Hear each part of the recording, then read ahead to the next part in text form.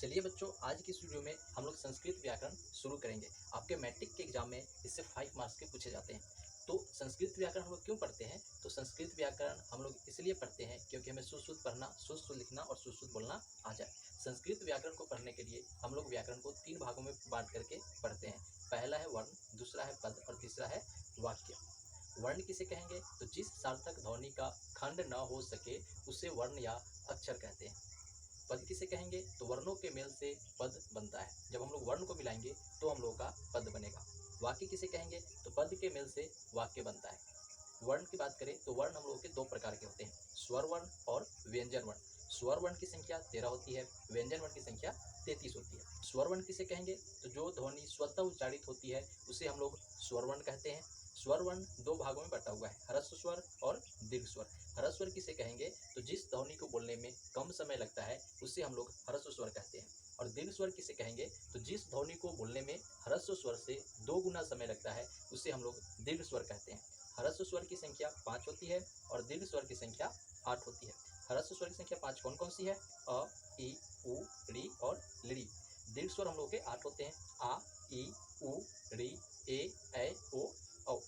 एक नोट आपको याद रखना है कि हम लोग एक प्लुत स्वर भी होता है जिसका प्रयोग हम लोग गायन में, वादन में या फिर तबला बजाते हैं, वहाँ पे उसे लय को बनाने के लिए प्रयोग करते हैं। बात करते हैं व्यंजन वर्ण की संख्या 33 है। 33 कौन कौन से हैं? तो पहला हम लोगों का है कवर्ग, दूसरा है चवर्ग, तीसरा है टवर्ग, चौथा है तवर्ग और पांचवा हम लोगों का पवर्ग। कवर्ग में हम लोगों के 5 वर्ण आते हैं, क, ख, ग, घ, अंग। चवर्ग में भी 5 वर्ण आते हैं, च, छ, ज, झ, ञ।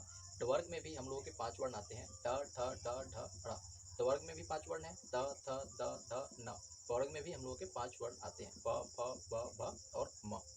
बात करते हैं अंतःस्थ की, तो य, र, ल, व को हम लोग अंतःस्थ कहते हैं और इसमें 4 वर्ण होते हैं। बात करते हैं ऊष्म व्यंजन की, तो इसमें भी 4 वर्ण होते हैं, तलाभिष, मूर्धन्य, दंतिश और ह।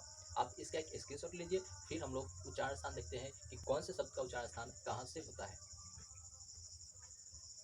नेक्स्ट है हम लोगों का वर्णों का उच्चारण स्थान। तो जो वर्ण होते हैं उसके 5 स्थान से उच्चारित होते हैं। 5 स्थान कौन कौन से हैं? तो पहला स्थान है कंठ, उसके बाद तालु, मूर्धा, दंत और ओष्ठ। कंठ से कवर्ग की आवाज आती है, कवर्ग यानी कि क, ख, ग, घ। इसके अलावा अ, आ, ह और विसर्ग का साउंड भी कंठ से आता है। इसके बाद बात करते हैं हम लोग तालु की, तो तालु से चवर्ग की आवाज आती है, चवर्ग यानी कि च, छ, ज, झ। इसके अलावा छोटी ई, बड़ी ई, य और तलाब श का उच्चारण स्थान भी तालु है। उसके बाद बात करते हैं मूर्धा की, तो मूर्धा से हम लोग का टवर्ग का आवाज आएगा, टवर्ग यानी कि ट, ठ, ड, ढ। इसके अलावा री, बड़ी री, र और स का उच्चारण स्थान मूर्धा है। उसके बाद बात करते हैं दंत की, तो दंत से हम लोग के तवर्ग के साउंड आते हैं, तवर्ग यानी कि त, थ, द, ध। उसके बाद री, ल और स का उच्चारण स्थान दंत होता है। उसके बाद बात करते हैं ओष्ठ की, तो ओष्ठ से हम लोग के पवर्ग के आवाज आते हैं, जैसे प, फ, ब, भ। उसके बाद छोटी ऊ और बड़ी ऊ का उच्चारण स्थान ओष्ठ होता है। उसके बाद कंठ और तालु को मिलाने से कंठ तालु आता है, और जब कंठ तालु आपस में मिलेंगे तो ए और ए का साउंड आएगा। उसके बाद कंठ और ओष्ठ को आपस में मिलते हैं तो ओ और औ का साउंड आएगा। दंत और ओष्ठ आपस में मिलेंगे तो व का साउंड आता है। अब इसको याद रखेंगे कि व का साउंड कैसे आता है, तो दंत और ओष्ठ के मिलने से आता है। इसके बाद हम लोग का है नासिका। नासिका वर्णों के पंचम अक्षर की आवाज जो होती है नासिका से आती है, नासिका यानी कि नाक से आवाज आती है। वर्णों के पंचम अक्षर कौन कौन से होते हैं? तो अंग, य, न और म।